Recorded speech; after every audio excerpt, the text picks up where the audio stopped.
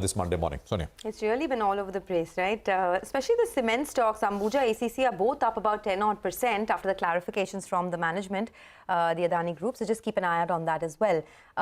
We were talking about Bajaj Auto and how the third quarter numbers beat estimates despite weakness in exports. The company delivered record high EBITDA and margins also expanded for a second consecutive quarter. Rakesh Sharma, the executive director at Bajaj Auto, joins us now to talk about that. Mr. Sharma, good morning. Before I talk about the EBITDA performance and whether there's more upside there, tell us a little bit about the demand recovery. Are you seeing any recovery in the 100cc mass market segment? The rural market is expected to recover, but there are some signs of it, not conclusive though. Tell us from your end, what are you looking at? And in the 9 months of this year, you did a revenue growth of around 9.5%. What is the estimate for the full year and for FY24? Good morning, Sonia. If your question pertains to domestic motorcycles, and indeed we are looking at a demand recovery post-festive. Though December retails were negative, but that's an aberration because like I said before, when December is too close to the festive, we generally see that. But if you look at the quarter as a whole and also what we are seeing unfold in January, there is certainly a demand recovery of, 3 to 5% in retail terms in the domestic motorcycles business. Though the character of this recovery, is almost completely and very strongly driven by the top half of the industry, which is the 125cc plus.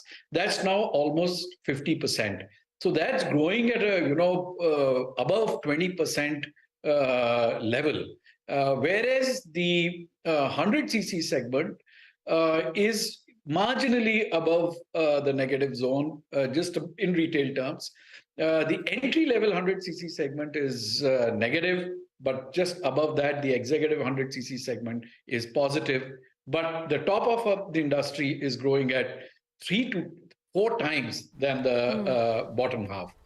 We expect that this dichotomy will sort of not be so sharp. It will narrow down a bit. But in this year, at least, this is going to be the story. The top half going faster than the bottom half. And hopefully the domestic market, motorcycle market growing at about 5 to 8%. We hope to beat that because we've got a very strong play, we believe, in the top half. And we've also made certain moves in the executive 100cc segment now.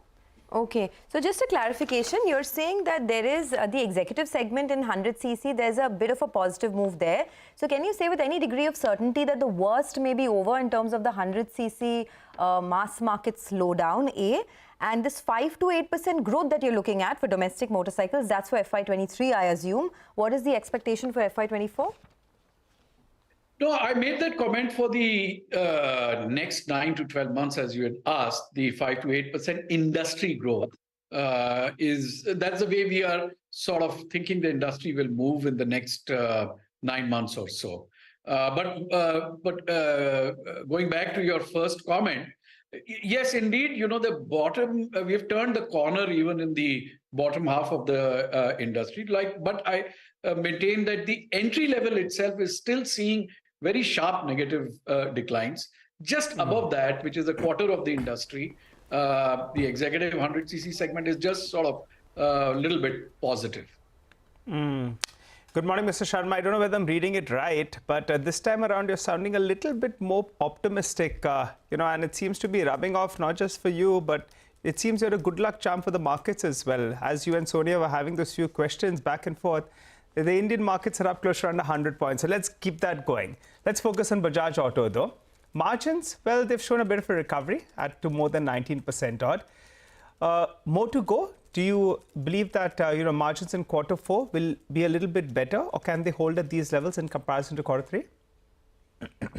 Well, as you know, the overall margin at Bajaj Auto is a blended margin because there are 3, 4 very different businesses. Half of the business is international, where we are facing headwinds, as you know. However, there we are helped by the dollar realization. So that's a positive. In the domestic markets, the good thing which has happened is not only is there a market recovery, But there are two other things which have occurred in our case. One is that our mix has become very rich compared to, let's say, a year back.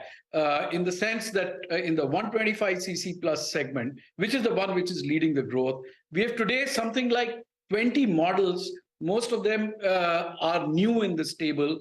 In the last 6 months, we have seen that they've been accepted by the customers, and that's a very, very comforting sign for us. There, our ASPs are higher, our margins are better, and they are, they've got the momentum right now. So we feel that in this top half, we are extremely well poised with our portfolio. So the ASP is going up and the margins will continue to improve. If the costs, the outlook, near-term outlook on the cost remains flattish, though we have seen some uptick in things like aluminium. But if we sort of consider that it will be flattish, then at a business level, individual business level, it is a good place to be in. And finally, the three-wheeler market continues to recover. The industry is recovered to 75% of pre-COVID levels. We are back at 100% levels. The CNG segment is growing very strongly on the back of 80 new pumps being added by the government every month. And it now is 65% of the industry. For us, it is 75%.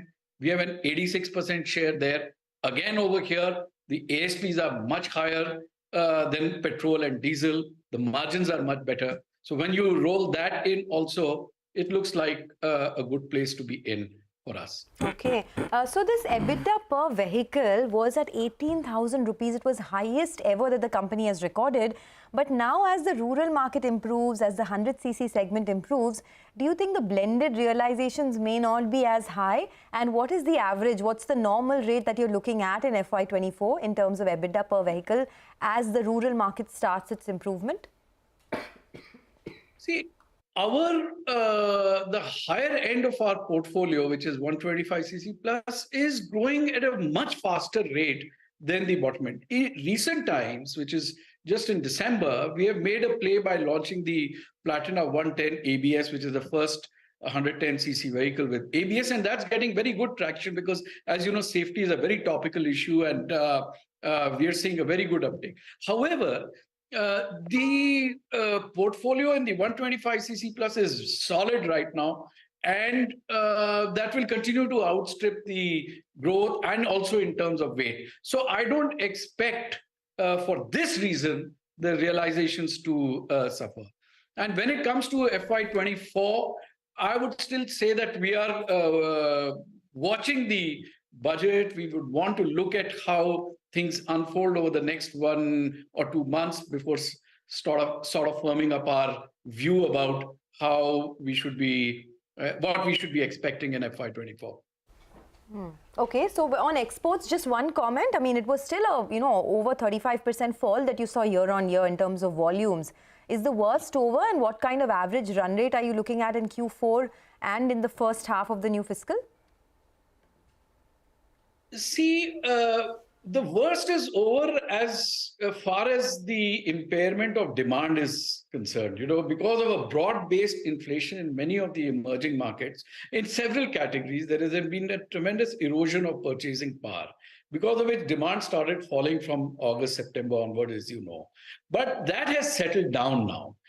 We have calibrated our channel stock. So we took a greater fall in that period in Q2 in our shipments. And today we have calibrated our shipments to retails. In fact, in some places, there is a stock out situation. Demand has settled in. The one big uncertainty here is still Nigeria, which is almost about 20-25% of our international business. There is an impending election later this month. There has been a demonetization. So we expect, hopefully these clouds will thin post the elections, and by March or so, we will see some kind of normalcy going.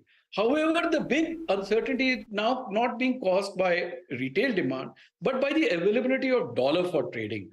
The central banks in most of these countries have taken a very cautionary view of conserving their forex, as a result of which availability of US dollars for trading is not so easy. whether it's Bangladesh, Ethiopia, or even in some cases, some Latin American countries. Now, that is going to take time.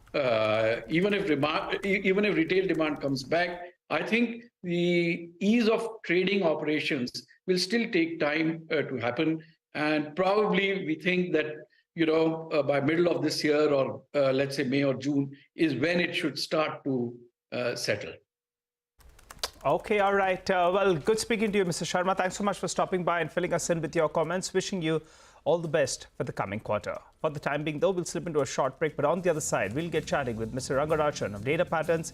They'll be joining in to talk about the past quarter's numbers and how quarter 4 is shaping up. Later on, we'll also connect with Gautam Sir.